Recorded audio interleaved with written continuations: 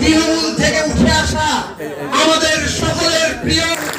এখন এ পর্যায়ে পবিত্র কোরআন থেকে তেলাওয়াত করবেন আমাদের মসজিদের পেশ ইমাম জনাব আবু সালেহ মোহাম্মদ।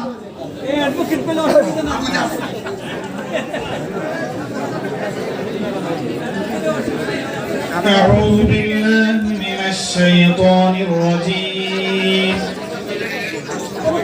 بسم الله الرحمن الرحيم يا أيها الذين آمنوا اتقوا الله ولتنظر نفس ما قدمت لغد واتقوا الله إن الله خبير بما تعملون ولا تكونوا كالذين نسوا الله فأنساهم أنفسهم أولئك هم الفاسقون لا يستوي أصحاب النار وأصحاب الجنة أصحاب الجنة هم الفائزون لو أنزلنا هذا القرآن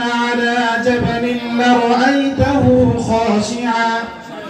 خاشعا متصدعا من خشية الله وتلك الأمثال نضربها للناس لعلهم يتفكرون